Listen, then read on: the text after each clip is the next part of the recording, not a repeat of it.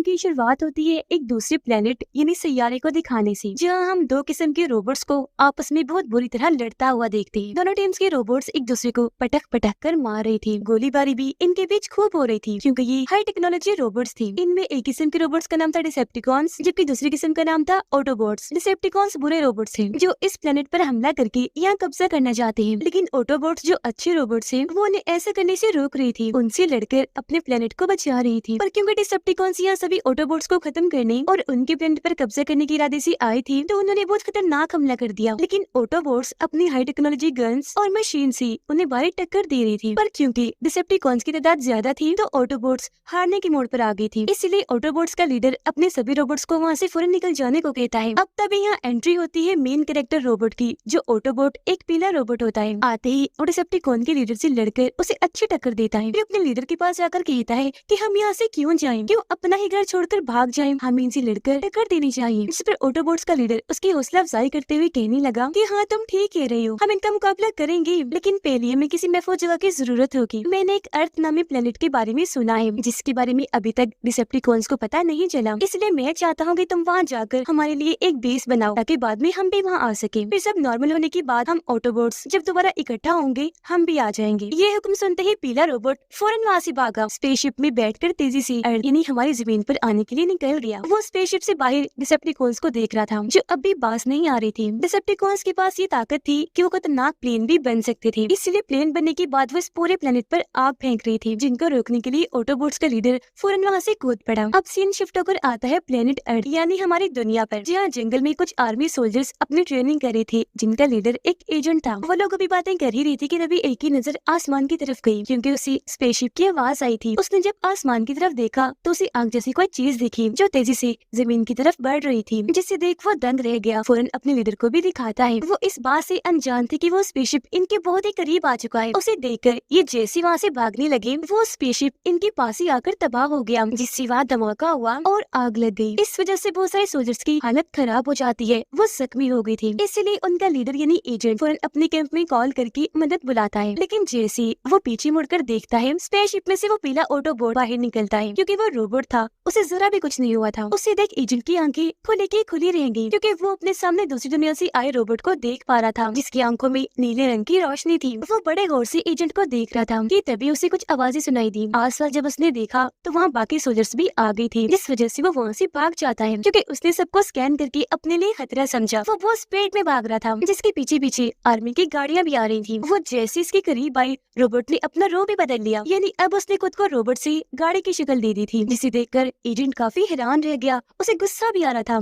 ये सोचकर कि न जाने ये क्या चीज है और कितना बड़ा खतरा है। तो फौरन उस पर हमला करने को कहता है। सोल्जर ने जैसे तीर से उस पर वार किया, तीर सीधा आकर रोबोट गाड़ी के बीच में लग गया, जिससे वो पलटकर दूर जाके गिर जाता है। ऐसा होते ही वो वापस अपने रोबोट वाले रूप में आ गया, फिर से वहाँ से भागने लगता है। लेकिन उसके पीछे बहुत सारे सोल्जर्स भी पड़े हुए थे, लगातार उस पर गोलियां बरसा रही थी, लेकिन वो गोलियां उसका कुछ नहीं बिगाड़ पाती। इसीलिए ये लोग अब उस पर धमाकों से हमला करने लगे। रोबोट भी चालाक था, उसने अपना ब्लेड जैसा हाथ बाहर निकालकर पेड़ काट दिए। पेड़ जैसे नीचे गिरी उनका रास्ता रुक गया, जिस वजह से एजेंट को बहुत गुस्सा आया। पर रोबोट अभी भी लगातार भागता जा रहा था। एक जगह पर आकर उसने अपने जिस्म से तीर हटाया, फिर जैसे ही आसपास देखा वो बोला ओह नो, क्योंकि आर्मी वाले उसे चारों तरफ से घेर चुके थे। उसने वहाँ माइन इन्हीं कान देख ली थी। अपनी जान बचाने के लिए वो जैसे वहाँ भागा, आर्मी की एक गाड़ी ने आकर उसे टक्कर मार दी, जिससे उसे इतनी चोट आई कि वो वहीं गिरकर ढेर हो गया। फौरन सभी सोल्जर्स वहाँ आकर उसे चारों तरफ से घेर लेते हैं। रोबोट बोला आई एम सॉरी, मेरी गलती है, मैंने जंगल में अपने स्पेसशिप उतारी जहाँ आप लोग थे। उसे बोलता हुआ देखकर एजेंट ने अपने सभी साथियों को कहा रुक जाओ, हमला मत करना। पर तभी ने आसमान से एक फाइटर प्लेन की आवाज आई। एजेंट बोला एयरफोर्स यानी हवाई फौज, लेकिन इनको तो बुलाया भी नहीं था। रोबोट कहता है ये एयरफोर्स नहीं है, मेरा दुश्मन है, जिसके साथ ये फाइटर प्लेन नीचे आकर यहाँ बॉम्ब फेंकना शुरू कर देता है। वहाँ एक ही बाद एक जोरदार धमाके हुए, हर तरफ आग लग गई। सोल्जर्स दूर दूर जाके गिरे, जिससे उनकी हालत बहुत खराब हो गई। इन्हीं में एजेंट भी बहुत जख्मी हो जाता है। फिर हमने देखा कि ये फाइटर प्लेन दरअसल एक डिसेप्टिकॉन है जो यहाँ पीली रोबोट को मारने और उसके बाकी साथियों की लोकेशन मालूम करने के लिए आया था। रोबोट वाले रूप में आते ही वो पीले रोबोट पर जोरदार हमला कर देता है। पीले रोबोट भी उठा और उसके साथ लड़ने लगता है और यहाँ इन दोनों रोबोट्स के बीच जबरदस्त लड़ाई छिड़ गई। डिसेप्टिकॉन उसे गन से शूट करने ही वाला था, तभी पीले रोबोट ने आगे बढ़कर उसे मार मार कर रोक दिया। पीले रोबोट ने अपने ब्लेड वाले हाथ से उस पर हमला करना चाहा, लेकिन वो उछलकर काफी दूर चला गया। डिसेप्टिकॉन को इतना गुस्सा आया कि वो कूदकर पीले रोबोट के पास आया आया, उसे पकड़कर उड़ाकर अपने साथ ले गया, फिर पहाड़ों में बुरी तरह उसे घसीटता है। पीला रोबोट भी उसे बहुत मारता है, बहुत सारे हिस्से उसने खराब कर दिए थे। तब डिसेप्टिकॉन अपनी पावरफुल गन से उसे बहुत बार शूट करता है। पीला रोबोट गिरने ही वाला था, तभी डिसेप्टिकॉन उसे बहुत बुरा मारकर बार बार बस यही पूछ रहा था कि तुम्हारे बाकी ऑटोबॉट्स कहाँ हैं? लेकिन पीला रोबोट उसे कुछ नहीं बताता, जिस बात से डिसेप्टिकॉन को इतना गुस्सा आया कि उसने अपने हाथ से नोकदार कील जैसी चीज निकाली और उसे पीले रोबोट के गले में घुसा दिया। फिर वो जोर जोर से उसके गले पर वार करता रहा, जिससे उसके गले का बोलने का सारा सिस्टम खराब हो गया, यानी अब वो शायद कभी भी बात ना कर सके। ये करने के बाद डिसेप्टिकॉन उसे काफी ऊंची पहाड़ी से नीचे फेंक देता है। बेचारा पीला रोबोट कई पहाड़ियों से टकराता हुआ काफी नीचे खाई में आकर गिर जाता है। उसकी हालत बहुत खराब थी, इसलिए डिसेप्टिकॉन दोबारा से उसके पास आकर गले से पकड़ लेता है। लेकिन इस बार पीला रोबोट वो चालाकी करता है, वो डिसेप्टिकॉन के सिस्टम को खोलकर उसका ही रॉकेट उसके जिस्म में लगा देता है, फिर खुद को छुड़वाकर गन से उसे शूट कर देता है। ऐसा होने से वहाँ डिसेप्टिकॉन का वो बहुत बड़ा धमाका हुआ, इसमें वो पूरी तरह से तबाह हो गया, उसके जिस्म के टुकड़े टुकड़े हो गए। अब पीला रोबोट भी वहाँ से उठकर आगे बढ़ा, हालत उसकी भी बहुत खराब थी, तो एक नदी के पास आकर वो बेहोश हो जाता है। यहाँ उसकी पूरी मेमोरी याददाश्त जा चुकी थी, उसका सिस्टम भी बंद होने ही वाला था कि तभी वो खुद को रोबोट से गाड़ी में बदल लेता है। इसके बाद हम चार्ली नाम की एक लड़की को देखते हैं, जो अपनी फैमिली से बिल्कुल खुश नहीं थी, क्योंकि उसके डैड की मौत हो गई थी, जिसके बाद उसकी मॉम ने दूसरी शादी कर ली, तो वो अपने डैड को खास पसंद नहीं करती थी। उसका छोटा भाई भी था। अब चार्ली अपनी मॉम के पास आकर कहती है, मामा मुझे $500 चाहिए, मेरी गाड़ी खराब हो गई है, मैंने उसे ठीक करवाना है। पर उसकी मॉम ने ये कहकर मना कर दिया कि बेटा इतने सारे पैसे मेरे पास नहीं है, जिस बात से वो इतना उदास हो गई कि अपनी जॉब पर आ जाती है। वो वेट्रेस की जॉब करती थी, यहाँ भी वो बहुत उदास थी, काम में उसका दिल ही नहीं लग रहा था। बेदिहाने में वो अपने क्लासमेट के ऊपर जूस गिरा देती है, जिस वजह से उसकी क्लास की लड़की चार्ली का बहुत मजाक बनाती है, जिस बात से वो और उदास हो गई थी। उस लड़की को कुछ कह भी नहीं सकती थी, क्योंकि वो बहुत अमीर थी, हमेशा अपनी गाड़ी पर घमंड करती रहती थी। चार्ली उसकी गाड़ी को देखकर दुखी हुई, क्योंकि उसे भी गाड़ी का बहुत शौक था, जिसे वो पूरा नहीं कर पा रही थी। खैर काम से लौटते वक्त वो अपनी गाड़ी का जरूरी सामान लेने एक गैराज में जाती है। गैराज का मालिक जो उसका अंकल था बहुत अच्छा इंसान था, उसे कहते हैं कि जो भी सामान पसंद आए ले लो। चार्ली जब वहाँ गाड़ियों के पास जाती है तो उसे वहाँ एक पीले रंग की गाड़ी काफी पसंद आती है, जिसके अंदर वो बैठ गई। लेकिन ये और कोई नहीं बल्कि वो पीला रोबोट ही था, जिसने अपने आखिरी वक्त में खुद को गाड़ी में बदल लिया था, पर क्योंकि उसका सारा सिस्टम फेल हो गया था इसीलिए वो बंद पड़ गया था। चार्ली उसे चलाने की बहुत कोशिश करती है, जिस बीच वो गाड़ी का रेडियो भी ऑन कर देती है, जिसका सिग्नल सीधा उसके प्लेनेट पर एक ऑटोबोट के पास चला गया, जिस ऑटोबोट के सामने जो डिसेप्टिकॉन्स खड़े थे उसे मार रही थी। वो यहाँ बाकी ऑटोबोट्स की लोकेशन ही पूछ रही थी, पर अब इस सिग्नल से उन्हें पता चल गया था कि वो पीला रोबोट अर्थ पर थे, इसीलिए दोनों रोबोट अपना तलवार जैसा हथियार उसके सीने में घुसा देते हैं, फिर उसके सर पर वार करके उसे दो हिस्सों में चीर देते हैं, जिससे उस ऑटोबोट का खात्मा हो जाता है। ऐसा करने के बाद उन्होंने अपनी लोकेशन अर्थ की सेट की और ये भी वहाँ जाने के लिए निकल गई। चार्ली काफी कोशिश करती है, लेकिन फिर भी वो गाड़ी को स्टार्ट नहीं कर पाती, तो तंग आकर वो वापस अपने घर आ गई। यहाँ भी वो अपनी गाड़ी को ठीक करने में लग गई, पर उससे ये भी नहीं हुई, जिस वजह से वो काफी दुखी हो गई। अब अगले दिन उसका बर्थडे था। चार्ली को लगा कि मेरी मॉम मुझे गिफ्ट के तौर पर $500 दे देंगी, जिससे मैं अपनी गाड़ी ठीक करवा सकूं, पर उसकी मॉम बस उसे एक हेलमेट ही गिफ्ट करती है, जिस वजह से वो और दुखी हो गई, अपने बिस्तर पर लेटकर रोने लगती है। फिर वो उठी, सीधा गैराज में जाकर अंकल से कहती है, अंकल जी आज मेरी बर्थडे है, तो प्लीज आप मुझे अपने गैराज में खड़ी वो पीली कार गिफ्ट कर दीजिए, वैसे भी वो खराब है, वहाँ खड़ी जंग ही खा रही है, प्लीज दे दीजिए, मुझे वो बहुत पसंद है। जिसके लिए अंकल मान गए और उसकी खुशी का कोई ठिकाना ही नहीं रहा। बार बार उनका शुक्रिया अदा करके वो गाड़ी के पास आ गई, बड़ी मेहनत करके वो गाड़ी को ठीक करवाती है, जिसके बाद आखिरकार उसे स्टार्ट कर ही लेती है, चलाकर फिर उसे अपने घर ले आई। वो बेहद खुश थी। रात को गाड़ी जब उसने गैराज में खड़ी की तो गाड़ी का एक हिस्सा नीचे गिर गया। उसे दोबारा लगाने के लिए वो जैसे गाड़ी के नीचे गई तो उसे वहाँ पीले रोबोट का चेहरा दिखा, जिसके साथ ही उसकी आंखों में नीले रंग की रोशनी जलना शुरू हो गई, जिसका मतलब कि किसी तरह वो एक्टिवेट हो गया, चल पड़ा था और फिर देखते ही देखते अपने रोबोट वाले रूप में आना शुरू हो जाता है। ये सब होता हुआ देखकर चार्ली दंग रह गई और अगले ही पल रोबोट वाले रूप में आकर वो उसके सामने खड़ा हो जाता है। दोनों एक दूसरे को देखकर हैरान थे, साथ ही डर भी गए थे, इसीलिए एक दूसरे से दूर भाग जाते हैं। लेकिन सब नॉर्मल होने के बाद चार्ली उसके पास आकर पूछती है कि तुम्हारा नाम क्या है, पर वो डरा हुआ था, पीछे हटकर बैठ जाता है। चार्ली उसे कहती है, देखो डरो नहीं, मुझ पर भरोसा रखो, अपना नाम बताओ, तुम ठीक तो हो, बोल सकती हो, अगर बोल सकती हो तो नाम बताओ और मुझसे मत डरो, मैं तुम्हें कोई नुकसान नहीं पहुंचाऊंगी। उसकी ऐसी बातें सुनकर रोबोट नॉर्मल हुआ, पर क्योंकि उसकी मेमोरी जा चुकी थी इसीलिए उसे अपना नाम याद नहीं था। चार्ली उसके चेहरे पर हाथ लगाती है, जिससे रोबोट को बहुत अच्छा महसूस हुआ। बदले में वो भी चार्ली को हाथ लगाने लगा। चार्ली पूछती है, क्या तुम्हें मेरी शर्ट पसंद आई? इशारे से रोबोट कहता है, शर्ट नहीं तुम। बोल वो इसलिए नहीं पा रहा था क्योंकि उसके बोलने का सिस्टम खराब हो चुका था। यहाँ वो उसे अपना नाम बताती है, चार्ली, और क्योंकि रोबोट उसे शहद की बड़ी मक्खी जैसा लग रहा था इसलिए वो उसका नाम बम्बल भी रख देती है, जो इस मूवी का नाम भी है। शोर की आवाज सुनकर चार्ली की मोम यहाँ आ गई, लेकिन उनकी नजर में आने से पहले बम्बल भी खुद को गाड़ी में बदल लेता है। उसकी मोम पूछती है, ये पीले रंग की गाड़ी तुम्हारे पास कहाँ से आई? अब चार्ली को तो यही लग रहा था कि वो रोबोट वाले रूप में है, इसलिए वो हैरत से पूछती है, गाड़ी? लेकिन जब पीछे मुड़कर बम्बल बी को गाड़ी के रूप में देखती है तो कहती है, ओ अच्छा ये तो मुझे अंकल ने दी है बर्थडे का गिफ्ट। अब वो दोनों डिसेप्टिकॉन जो जमीन पर आ रहे थे सीधा एक गाड़ी से टकराकर गाड़ी को तबाह कर देती है और किसी स्पेसशिप की तरह वहाँ लैंड होते हैं। वो इस वक्त गाड़ियों के रूप में थी। एक आदमी जैसे उन्हें चेक करने गया वो अपने रोबोट वाले रूप में आ गई। आदमी ने जैसे बोला हाय, उन्होंने आदमी पर दूर से ही इशारा करके उसे फोड़ दिया, पर उसका जिस्म पानी बन के फटता है, जिसके बाद वो पीली रोबोट बम्बल बी की तलाश में वहाँ से निकल जाते हैं गाड़ियों वाले रूप में। पर जब इस बारे में एजेंट को पता चलता है वो फौरन अपने साथियों के साथ उन्हें ढूंढने के लिए निकल जाता है। एक जगह पर आकर उसने दोनों डिसेप्टिकॉन को रोक लिया। पूछता है, तुम यहाँ क्यों आए हो? तुम्हारा मकसद क्या है? इस पर चालाकी से डिसेप्टिकॉन जवाब देते हैं, वो दरअसल एक पीले रंग का रोबोट जो बहुत बड़ा मुजरिम है, वो हमारे प्लेनेट से यहाँ पर आ गया है और हम उसे पकड़ने ही यहाँ आए हैं, लेकिन हमें उसकी लोकेशन पता नहीं चल पा रही कि इस वक्त वो कहाँ है। अगर आपकी इजाजत हो तो हम आपके सैटेलाइट यानी स्पेस सिस्टम को इस्तेमाल करके उसकी लोकेशन पता करवा लें।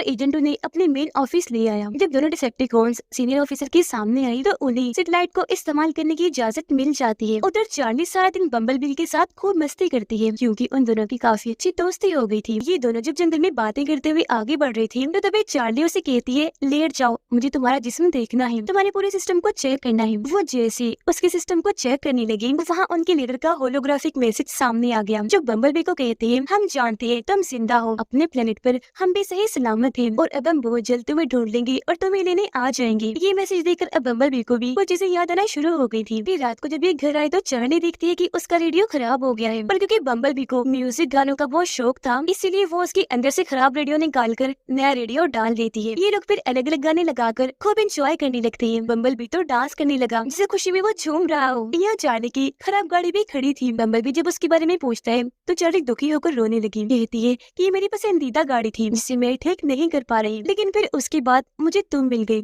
गाड़ी के रूप में। अब उसे रोता हुआ देखकर बम्बलबी उसे हौसला देता है, जो देखकर चार्ली उसे गले से लग जाती है। तब बम्बलबी भी उसे पीछे से पकड़कर हौसला देता है। फिर ये लोग फिर से गाने लगाते हैं, लेकिन शोर सुनकर चार्ली का पड़ोसी जो उसका दोस्त भी था वो बगैर बताए वहाँ आ जाता है और बम्बलबी को उसके रोबोट वाले रूप में देख लेता है, जिससे उसकी हालत खराब हो गई। वो डर गया, जोर जोर से सांस लेने लगा। तब चार्ली उसे समझाती है कि डरो नहीं, ये मेरा दोस्त है रोबोट। बम्बलबी बहुत अच्छा है, प्यार करने वाला है, ख्याल रखने वाला है, किसी को नुकसान नहीं पहुंचाता, तो प्लीज तुम ये बात राज रखना, किसी को इसके बारे में मत बताना। इस पर उसका दोस्त मान गया क्योंकि वो चार्ली को पसंद करता था। फिर अगले दिन ये दोनों दोस्त बम्बलबी में बैठकर लंबी सैर पर निकल जाते हैं। बम्बलबी रेडियो के जरिए अलग अलग गाने लगाकर इनसे बात कर रहा था, जिससे ये दोनों बहुत खुश थे और ये तीनों ही मस्ती करते हुए अपना सफर जारी रखते हैं। एक लंबे सफर के बाद ये एक जगह पर आए जहाँ इनके कॉलेज के सभी स्टूडेंट्स भी आए हुए थे। वो अमीर लड़की भी जिसने चार्ली का मजाक बनाया था, जो आज यहाँ भी चार्ली और उसकी गाड़ी का मजाक बनाती है, जिस वजह से चार्ली को बहुत दुख हुआ। इसीलिए उस अमीर लड़की को सबक सिखाने, उसे बदला लेने के लिए ये तीनों एक प्लान बनाते हैं। रात को ये बम्बलबी को लेकर उसके घर के बाहर आए और क्योंकि वो लड़की अपनी गाड़ी पर घमंड करती थी तो ये उसे ही तबाह करने आए थे। बम्बलबी बड़ा एंजॉय करते हुए उसकी गाड़ी को तबाह करने चाहता है। वो पहले तो प्यार प्यार से गाड़ी पर हाथ फेरता है, फिर टांग मारकर उसकी बुरी हालत कर देता है, जिसके बाद उसके ऊपर कूद कर डांस करने लगा, गाड़ी का बुरा हाल कर देता है। ऐसा होने से गाड़ी का हॉर्न बजने लगा, इसलिए बम्बलबी गाड़ी वाले रूप में आ जाता है और ये दोनों उसके अंदर बैठकर यहाँ से निकल जाते हैं। लेकिन गाड़ी ये बहुत तेज चला रही थी, इसलिए एक पुलिस वाला इनके पीछे पड़ जाता है। उसे पीछे आता हुआ देखकर बम्बलबी और तेज गाड़ी भगाने लगा और ऐसे इनके बीच काफी देर तक रेस चलती रही। लेकिन जैसे पुल के नीचे पहुंची बम्बलबी हल्का सा रोबोट वाले रूप में आकर दीवार के ऊपर चढ़ा, फिर पुलिस की गाड़ी के ऊपर कूदकर गाड़ी को रोक देता है। खुद फिर गाड़ी के रूप में आकर यहाँ से निकल जाता है और ये लोग सही सलामत अपने घर पहुँच जाते हैं। अगली सुबह चार्ली तो अपनी जॉब पर चली गई थी, जबकि बम्बलबी घर पर अकेला था। वो लेटा था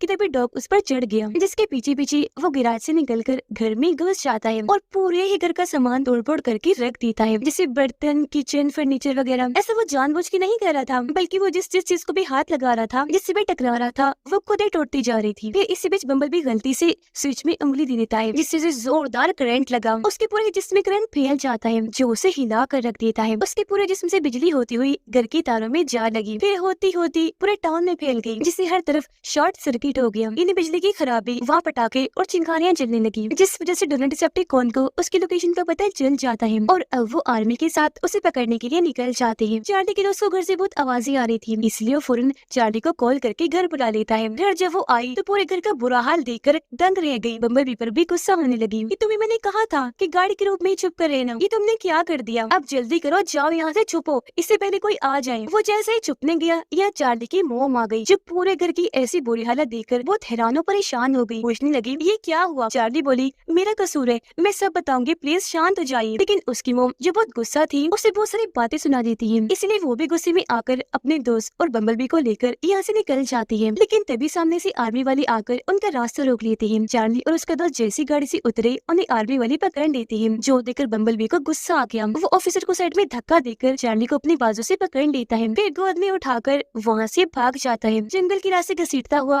वो भाग रहा था। फिर जैसे सड़क पर आया, गाड़ी वाले रोक में आ गया। आगे बढ़ ही रहा था कि तभी सामने से दोनों डिसेप्टिकॉन आकर उस पर हमला कर देते हैं, जिन्हें देखकर वो फौरन अपने रोबोट वाले रोक में आ गया। वो धमाका करके उसे मारने ही वाली थी कि तभी चार्ली को फिर से कवर करके बचा लेता है, लेकिन धमाके की वजह से दोनों दूर दूर जाके गिर गई, जिसके बाद दोनों डिसेप्टिकॉन उसे पीटने लगे, हाथों पैरों से मार मार कर उसे दूर फेंकती जा रही थी। चार्ली उन्हें ऐसा करने से रोक रही थी, लेकिन तभी पीछे से आर्मी आकर बम्बलबी को जोरदार करंट के झटके लगा देती है, जिससे वो वहीं गिरकर बेहोश हो जाती है। चार्ली ने उसे हाथ लगाया तो करंट खाकर वो भी नीचे गिर गई। इसके बाद एजेंट चार्ली के घर जाकर उसकी मॉम को बताता है कि तुम्हारी बेटी के साथ इतने दिन से वो रोबोट रह रहा है, वो खतरनाक है, आपकी बेटी को उससे खतरा है, इसलिए चार्ली को घर में ही रखिए। चार्ली उन्हें बहुत समझाती है कि वो खतरा नहीं है, मेरा दोस्त है, मेरा ख्याल रखता है, मुझसे प्यार करता है, पर कोई उसकी एक नहीं सुनता। उसकी मॉम गुस्सा करके उसे कमरे में भेज देती है। उधर चार्ली को आर्मी के मेन ऑफिस में लाकर बांध दिया जाता है। ये दोनों डिसेप्टिकॉन उसे मार मार कर बस एक ही सवाल पूछ रहे थे कि तुम्हारा लीडर और बाकी ऑटोबोट्स कहाँ हैं? पर इतना पिटने के बाद भी बम्बलबी उन्हें कुछ नहीं बताता। अब जैसे ये सीने पर वार करते हैं तो तभी लीडर का दोबारा से होलोग्राफिक मैसेज सामने आता है, जो उन्हें कह रहा था कि हम बहुत जल्द अर्थ पर आ रहे हैं। जो सुनकर दोनों डिसेप्टिकॉन फैसला करते हैं कि उनसे पहले हम अपनी फौज को यहाँ बुलाकर तैयार रखेंगे, फिर जब ऑटोबोट्स यहाँ आएंगे तो उनसे लड़कर हम सबका खात्मा कर देंगे, जिसके बाद इस प्लेनेट अर्थ को भी तबाह बर्बाद कर देंगे। अब उनकी ये बातें वहाँ खड़ा साइंटिस्ट सुन चुका था, तो काफी हैरान हो जाता है। फौरन एजेंट को कॉल करके इन डिसेप्टिकॉन की सच्चाई बताता है कि उनका क्या इरादा है। साइंटिस्ट को डिसेप्टिकॉन्स देख चुके थे, इसीलिए अपनी नोकदार गन से शूट करके पानी की तरह उसे उड़ाकर यहाँ से निकल जाते हैं। तभी यहाँ चार्ली और उसका दोस्त बम्बलबी को बचाने के लिए आ जाते हैं। वो रोते रोते उसके गले से लग जाती है, लेकिन तभी यहाँ आर्मी आ गई, जो आते ही बम्बलबी पे हमला कर देते हैं। आर्मी ने वहाँ पर धमाका भी किया, जिससे वो चार्ली और उसका दोस्त काफी जख्मी हो गए। आगे आकर वो दोबारा से बम्बलबी पर हमला करने लगते हैं, जिससे तीरों से उसे मारते हैं, बॉम्ब फेंक कर उस पर हमला करते हैं, रस्सियां डालकर उसे कैद करने की कोशिश कर रही थी। चार्ली को पकड़कर एजेंट नीचे गिरा देता है, जो देखकर बम्बलबी आग बगोला हो गया, अपना हाथ जोर से जमीन पर मारता है, जिसके बाद अब वो खुद उन पर हमला करने लगा। सबसे पहले उठाकर वो एजेंट को दूर गिराता है, फिर रस्सियों को काटकर अपने हाथ वाली गन से शूट करके सबको मारता जा रहा था। लेकिन जब चार्ली ने उसे कहा स्टॉप, तो वो रुक गया, उसके सामने आकर बैठ जाता है। अब चार्ली का दोस्त आर्मी का ध्यान भटकाने के लिए यही रुक गया, जबकि चार्ली बम्बलबी को लेकर यहाँ से चली जाती है, जिन्हें देखकर आर्मी भी उनका पीछे करने लगी। तभी यहाँ चार्ली की फैमिली भी आ जाती है। वो उसे रोकती तो है, पर चार्ली बगैर उनकी बात सुने बम्बलबी के साथ आगे बढ़ती रही और आखिरकार अभी उन दोनों डिसेप्टिकॉन्स के पास पहुंच ही जाते हैं। ये देखते हैं कि डिसेप्टिकॉन्स एक बड़े से टावर पर अपने डिवाइस लगाकर अपनी फौज को यहाँ बुलाने की तैयारी में लगे हैं। अब बम्बलबी क्योंकि चार्ली से प्यार करता था, तो उसे महफूज रखने के लिए वो उसे एक बॉक्स में बंद कर देता है, जबकि खुद अपने हाथ वाली हैंड गन से उस टावर पर शूट करता हुआ आगे बढ़ रहा था, जो देखकर एक डिसेप्टिकॉन उसे लेने के लिए नीचे आया और यहाँ इन दोनों की लड़ाई छिड़ गई। ये लड़ाई काफी खतरनाक थी, दोनों एक दूसरे को बहुत बुरा मारे थे। हालांकि बम्बलबी डिसेप्टिकॉन की तरह ताकतवर नहीं था, पर फिर भी उसे हराने के लिए बहुत मारता है। वो भी बम्बलबी को उठा उठा कर मार रहा था। उनके आगे आगे चार्ली भाग रही थी, क्योंकि वो बॉक्स से बाहर आ गई थी। बम्बलबी घूम कर आया, पहले उसकी मुंह पर, फिर उसकी टांग पर जोर से टांग मारकर उसे दूर करता है, फिर उठा उठा कर उसे बहुत बुरा मारता है। बम्बलबी गाड़ी का रूप लेने के बाद फिर से रोबोट वाले रूप में आकर जोर से आकर उसे टकराता है, जिससे डिसेप्टिकॉन कमजोर पड़ गया। इससे वे चार्ली उस टावर पर चढ़ने की कोशिश करने लगी, ताकि वो डिवाइस को हटाकर फेंक सके और डिसेप्टिकॉन की आर्मी को यहाँ की लोकेशन के बारे में पता ना चल पाए। तभी हेलीकॉप्टर में बैठकर एजेंट लिए हुए और टावर वाले डिसेप्टिकॉन पर हमला कर देता है। लेकिन बम्बलबी अभी तक उससे लड़ाई करने में लगा हुआ था। वो जोर जोर से उसे मारता जा रहा था, अपने जिस्म से लपेट कर पटक कर उसे मार रहा था। फिर इसी चीज को देखते हुए वो अपना दिमाग लगाता है, एक मोटा सा जंजीर लेकर उस डिसेप्टिकॉन के पूरे जिस्म पर लपेट देता है। फिर उस जंजीर को इतनी जोर से खींचता है कि डिसेप्टिकॉन के जिस्म के सारे हिस्से अलग अलग होकर टूटने लगते हैं। उसके पूरे जिस्म में आग लग जाती है। फिर एक जोरदार धमाका हुआ, जिसके साथ ही डिसेप्टिकॉन का खात्मा। अब टावर पावर वाले डिसेप्टिकॉन एजेंट के हेलीकॉप्टर पर शूट करके उसे बुरी तरह खराब कर देती है। हेलीकॉप्टर में आग लग गई, इसीलिए वो तबाह होकर नीचे गिरना शुरू हो जाता है। इससे पहले कि फटकर खत्म होता, नीचे गिरने से पहले बम्बलबी ने आकर उसे पकड़ लिया, जमीन पर टकराने से रोक लेता है। हेलीकॉप्टर तबाह होने से बच गया, जिससे एजेंट की भी जान बच जाती है। चार्ली डिवाइस के पास पहुंच गई थी, उसे निकालने की कोशिश कर रही थी कि तभी डिसेप्टिकॉन उस पर शूट करने लगती है। ये देखकर चार्ली को बचाने के लिए बम्बलबी डिसेप्टिकॉन को अपनी हैंडगन से शूट करके नीचे लेकर आता है, फिर उसे लड़ते लड़ते चेहरे पर वार करके उसे बहुत कमजोर कर देता है। चार्ली ने भी आखिरकार वो डिवाइस निकाल कर फेंक दी थी, इससे दुनिया में आने वाला खतरा टल चुका था। खुश होते हुए बम्बलबी अभी उठा ही था कि तभी वो डिसेप्टिकॉन उसे पकड़कर उसकी खूब पिटाई करने लगती है, उसे उठाकर दूर गिराती है, फिर टांग से मारती है, फिर जमीन पर पटक कर अपनी टांग से उसे पकड़े रखती है। हालांकि बम्बलबी खुद को बचाने की कोशिश कर रहा था, लेकिन नहीं बचा पा रहा था। तो उसे एक आइडिया आया, यहाँ वो सामने वाली दीवार जहाँ समंदर था उस पर शूट कर देता है। जैसी दीवार टूटी, एक शिप और बहुत ज्यादा पानी वहाँ आना शुरू हो गया। शिप इन दोनों से टकरा जाती है, पानी में आधे डिसेप्टिकॉन तो धमाके से तबाह हो जाती है, जबकि बम्बलबी जो पानी की गहराइयों में जा चुका था, खुशकिस्मती से उसकी जान बच जाती है। चार्ली तैरकर पानी में गई और उसे वहाँ से निकालकर बाहर लाती है। जब उसे होश आई तो एजेंट भी बम्बलबी के सामने आया, जो समझ गया था कि वो कोई बुरा या खतरनाक नहीं बल्कि अच्छा रोबोट है। तो उसे इज्जत देते हुए एजेंट उसे सैल्यूट करता है और चार्ली को कहता है कि इसे यहाँ से ले जाओ, क्योंकि मेरी टीम यहाँ आती होगी, अगर उन्होंने इसे देख लिया तो बम्बलबी को पूरी तरह से खत्म कर देंगे। इसलिए चार्ली उसे यहाँ से बहुत दूर ले जाती है। बम्बलबी को भी सब याद आ गया था। चार्ली रोते हुए उसे कहती है कि तुम्हारा यहाँ रहना खतरे से खाली नहीं है, इसीलिए तुम यहाँ से चले जाओ। अब वो ऐसा करना चाहती नहीं थी, लेकिन मजबूरी थी। दुखी और जज्बाती होकर उसकी गले से लग जाती है, जिसके बाद बम्बलबी खुद को एक बहुत ही महंगी कार में बदलकर चार्ली को गुड बाय कहकर यहाँ से निकल जाता है। चार्ली भी वापस अपने घर आकर अपनी मोम से मिलती है और अब वो भी अपने दोस्त को पसंद करने लगी थी। अब हम देखते हैं कि बम्बलबी जंगल में अपने लीडर से मिला, जो दरअसल उसे लेने आया था। यहाँ बाकी ऑटोबॉट्स को हम आसमान से जमीन की तरफ आता हुआ देखते हैं, जो बम्बलबी को लेने आई थी। अब चार्ली ने भी आखिरकार अपनी गाड़ी ठीक कर ली थी, जिसमें बैठकर वो सैर के लिए निकल जाती है। उसकी पसंदीदा गाने सुनते हुए जा रही थी और इसी के साथ ये मूवी इधर ही खत्म हो जाती है।